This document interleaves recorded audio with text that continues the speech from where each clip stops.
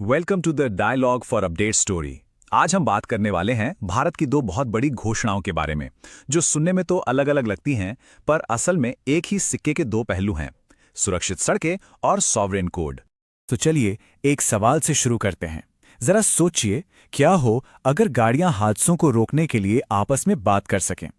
ये सिर्फ एक कल्पना नहीं है, बल्कि ये भारत की एक बहुत ही महत्वाकांक्षी योजना का बिल्कुल सेंटर पॉइंट है।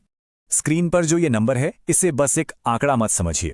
ये भारत में हर साल सड़क हादसों में जान गंवाने वाले लोगों की संख्या है। हर एक नंबर के पीछे एक कहानी है, एक परिवार है, और यही वो चौंकाने वाली हकीकत है जो भारत को ट्रांसपोर्टेशन में एआई टेक्नोलॉजी लाने के लिए मजबूर कर रही है।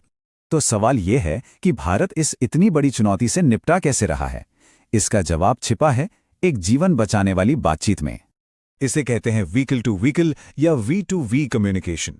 यूं समझिए कि गाड़ियां आपस में एक दूसरे से लगातार बात कर रही हैं, अपनी स्पीड, अपनी पोजीशन, अपनी दिशा सब कुछ शेयर कर रही हैं, और इस जानकारी की वजह से ड्राइवर्स को किसी भी टक्कर के होने से बहुत पहले ही वार्निंग मिल जाती है। अच्छा, तो ये असल में काम कैसे करता है?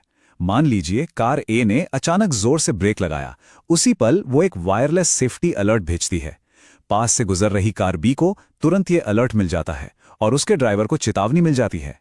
बस एक पल में एक बड़ा हादसा होने से टल गया। ये टेक्नोलॉजी वाकई में जानें बचा सकती है। और सुनिए, ये कोई हवाई किला नहीं है, बल्कि एक पक्का रोड मैप है। अभी हाल ही में एक बड़े एआई समिट में सरकार ने रोड सेफ्टी पर एआई के इस्तेमाल का ऐलान किया। पहला कदम क्या है?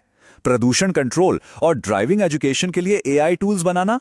और बड़ा लक्ष्य, 2026 के आखिर तक हर नई गाड़ी में V2V टेक्नोलॉजी को जरूरी कर देना। लेकिन कहानी सिर्फ ट्रैफिक और सुरक्षित सड़कों की नहीं है, ये उससे कहीं ज्यादा बड़ी है। ये जो V2V का समाधान है ना, ये असल में भारत के एक बहुत बड़े विजन का सिर्फ एक छोटा सा हिस्सा है। और यहीं पर एंट्री होती है भारत के नेशनल एआई ब्लूप्रिंट की। उसी एआई समिट में जहां सुरक्षित सड़कों पर बात हुई, वहीं एक और भी बड़ी और महत्वाकांक्षी योजना का ऐलान हुआ, इंडिया एआई मिशन।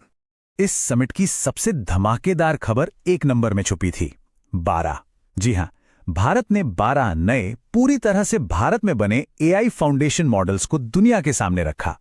अब इसका मतलब समझिए, भारत सिर्फ एआई का इस्तेमाल नहीं कर रहा, वो अपना खुद का एआई बना रहा है, अपनी शर्तों पर, बिल्कुल जीरो से।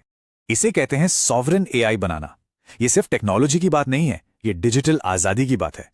एक ऐसा एआई इकोसिस्टम जिस पर देश का अपना कंट्रोल हो, जो बाहरी दुनिया पर निर्भर ना हो, और जो खास तौर पर भारत के किसानों, डॉक्टरों और स्टूडेंट्स की जरूरतों को पूरा करने के लिए बनाया गया हो। तो इसमें और ग्लोबल एआई में फर्क क्या है? जमीन आसमान का। देखिए, ग्लोबल एआई मॉडल ज्यादातर पश्चिमी इंटरनेट डेटा पर सीखते हैं और मुख्य रूप से अंग्रेजी पर फोकस करते हैं। लेकिन भारत के अपने मॉडल्स, उन्हें ट्रेन किया गया है विशाल भारतीय डेटा सेट्स पर। वो भारत की 22 आधिकारिक भाषाओं को समझते और बोलते हैं, और उन्हें भारत की सामाजिक और आर्थिक जरूरतों को हल करने के लिए बनाया गया है। और इस क्रांति को कौन लीड कर रहा है? भारत के ही शानदार दिमाग, स्टार्टअप्स और रिसर्च ग्रुप्स। सर्वम एआई, आईआईटी बॉम्बे का भारत जैन कंसोर्टियम, ज्ञानी एआई और फ्रैक्टल एनालिटिक्स, ये कुछ नाम हैं जो इस बदलाव की मशाल लेकर आगे बढ़ रहे हैं। अब देखिए, इतने बड़े मिशन को पावर देने के लिए आपको जबरदस्त कंप्यूटिंग पावर चाहिए। तो शुरुआती लक्ष्य रखा गया था 10,000 जीपीयूज का। लेकिन भारत ने क्या किया? उन्होंने उस लक्ष्य को सिर्फ पूरा नहीं किया, बल्कि उसे लगभग 4 गुना पार कर दिया। आज 38,000 जीपीयूज इस मिशन को पावर दे रहे हैं। यह दिखाता है कि इस मिशन को लेकर गंभीरता और रफ्तार किस लेवल की है। तो इन सब का दुनिया के लिए क्या मतलब है? बहुत कुछ। इस समिट को होस्ट करके भारत ने सिर्फ एक इवेंट नहीं किया, बल्कि एआई की दुनिया में एक नई आवाज को मंच दिया। ये ग्लोबल साउथ में होने वाला अपने तरह का पहला वैश्विक एआई समिट था। और ये कोई छोटा मोटा इवेंट नहीं था। सोचकर देखिए, 15 से ज्यादा देशों के राष्ट्राध्यक्ष, 50 से ज्यादा दुनिया के टॉप टेक लीडर्स, 300 से ज्यादा एग्जिबिटर्स और 600 से ज्यादा स्टार्टअप्स, सब एक ही जगह पर। ये एक जोरदार ऐलान था कि एआई की दुनिया में भारत एक नई और बहुत जरूरी आवाज बनकर उभर रहा है। तो चलिए, अब इन दोनों कहानियों को एक साथ लाते हैं, सुरक्षित सड़कें और सॉवरेन कोड। इस दोहरी रणनीति का पूरी दुनिया के लिए क्या मतलब है? स्ट्रैटेजी बिल्कुल साफ है।